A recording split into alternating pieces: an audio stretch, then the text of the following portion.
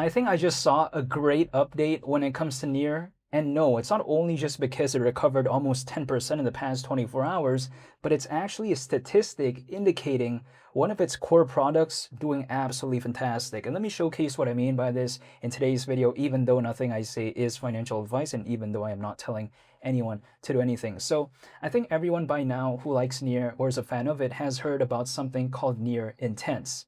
Now, recently they made a post regarding this. They said that Near Intense did over $223 million in volume over the last 24 hours. So I think this, if anything, showcases that one of Near's core products is actually successful. It's not, lame. It's not like it's not doing anything. That's not the case. Other projects out there, their products can't really do much. So what do they rely on? Trying to sell whatever they have in terms of their tokens, which is not a sustainable thing to do, in my opinion. Projects out there that have actual longevity, they actually have a core product, or core products, I should say, plural, that actually allow for them to thrive during a market downturn. That way they don't have to keep, panic exiting and panic selling whatever is in the treasury. You know what I mean? So this is a lot more sustainable, at least in my perspective. And in case someone may be wondering, okay, what is Near Intent anyways, right? Or Near Intense, I should say. Now, when it comes to that, just to kind of explain this in a somewhat simplistic way to the best of my capabilities, I think people have heard about something called Uniswap, right? It's a swap basically.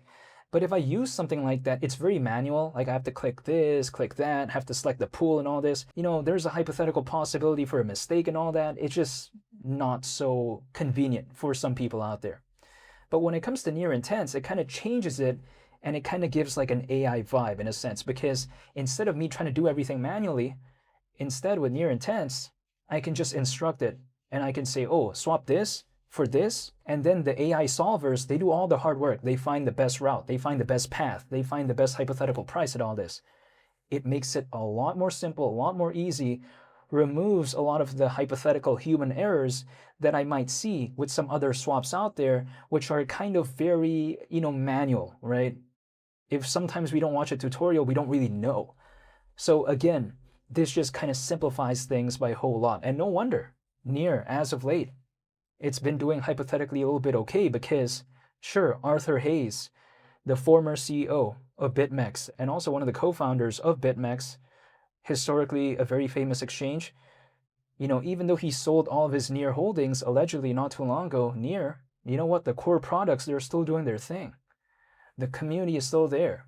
People are still caring about that because their product is actually useful. It's not unuseful, right? So when I take a look at something like this, I think it's just 2 thumbs up for me because, the fact that Near Intense is even doing those type of numbers to begin with, that's a little bit ridiculous. Did you know that when it comes to the total volume all time, it's over $20 billion? Kind of ridiculous, right? In a good way. Wow, when it comes to Near Intense, it's doing its thing. This is a massive thing when it comes to Near. I really do believe that. And as we all know, Near, it's very focused on AI. It's to the point that because Near is so known for AI nowadays, even Grayscale's decentralized AI fund, the largest holding when it comes to that is indeed Near, which makes up approximately around almost 50% of those holdings. So we just gotta let that sink in, at least the last time I checked, right? Did you know that actually the holding when it comes to Near in Grayscale's decentralized AI fund makes up a larger percentage than BitTensor's native token called Tau? Yeah, I get it. It may be a little bit hard to believe, right? Because people like to say, oh, but BitTensor is really known for AI. But Near is as well. That's the thing. Sometimes people underestimate and say, oh, Near, it's not really known for AI. Well, it kind of is. Take a look at Near Intense and take a look at their AI focus in general. That's the thing. I think sometimes people don't kind of consider that, but that is hypothetically the case. And why would it not be a good place for AI? Keep in mind, the Near protocol, there's an aspect of sharding technology. Now, sure, projects out there like Zilliqa, like Harmony, for instance, they have an aspect of sharding technology too, but Near does as well. And if we think about sharding, through that, the network is split into multiple sections known as shards. Workload on the network, it's distributed amongst these different shards, and as a result, the place just becomes very scalable. And as we all know, AI, a lot of developers want a place that is very scalable. So then if there's more users, more activity, it could kind of scale with that, right? And through sharding, the Near protocol, it's very scalable, allegedly. So I find this very, very impressive. And I think Near Intense, when it first was announced and all this, everyone thought it was a joke. They thought it was just, something for hype, basically. But that seemingly isn't the case. There's an actual use case when it comes to that, and there's actually people using it. That's the most important thing. If no one's really using it, what's the point? Because a lot of other projects out there, they say they're going to be launching this, launching that. Most of them don't really launch anything, and the ones that actually do launch things, for the most part, no one really uses it. That's the thing. But when it comes to Near, we're actually seeing usage. We're actually seeing a use case, and evidently it's shown through Near Intense. So again, people can say, oh, Near is cooked and all this. Near, sure, it's around $2 as of right now. Totally understandable.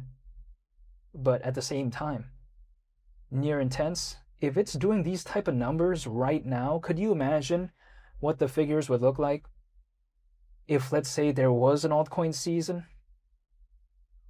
Oh, wow. Just imagining that makes me want to go ahead and take a shower, even though I already did take a shower, but it's just a figure of speech, because at the same time, Near Intense, again, I just want to remind people, did over $200 million in volume over the last 24 hours. This is legendary stuff, especially considering how the market isn't doing the best at all as of right now. It really isn't. Bitcoin's at around 60 grand. A lot of people don't like altcoins as of right now. And we're seeing that. Oh, wow. Wow, wow, wow, wow, wow. Very impressive in my opinion. So if those figures looked like just the appetizer, wouldn't surprise me, because the main course, it's going to happen if, let's say, there was a hypothetical altcoin season, because that's when we could truly see the actual figures, right?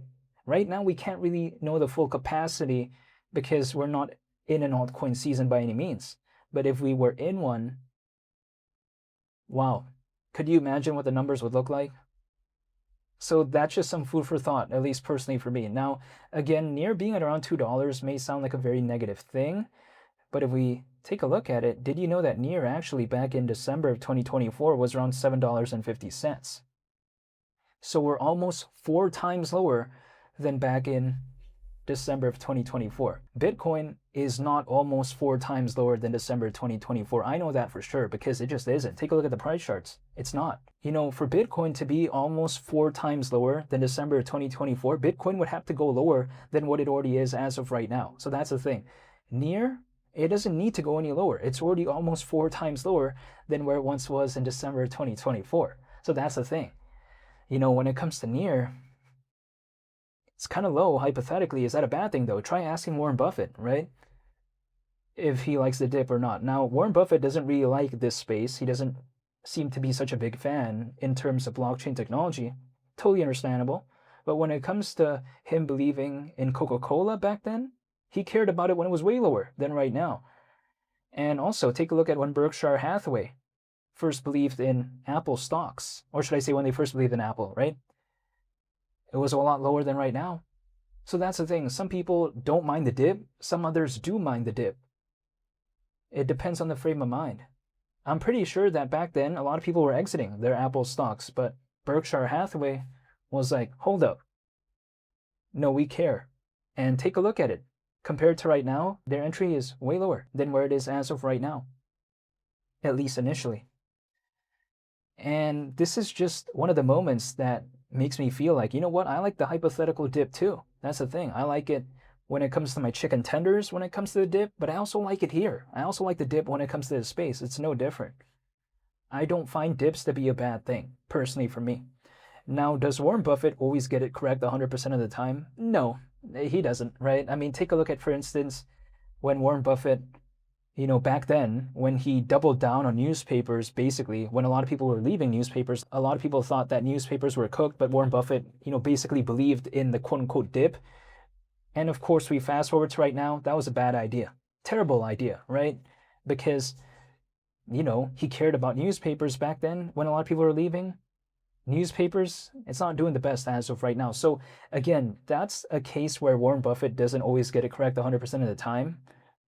But at the same time, if we take a look at the overall track record of Warren Buffett, he seems to get more rights than wrongs. You know what I mean? So yeah, sure, he might have not done too well with newspapers, but he did pretty okay, right? With Coca-Cola and Apple. So yeah. At the same time, I don't mind the dip, but I'm not telling anyone to do anything. And again, we're almost 4 times lower than December 2024. So if it could just go back there, I'm dancing and going to Sizzler. You know what I mean? And of course, I'm talking about Sizzler, the restaurant. If you know, you know. And it's one of my favorite restaurants of all time. But yeah, besides that point, thank you so much for watching, and I hope you all have a very nice day.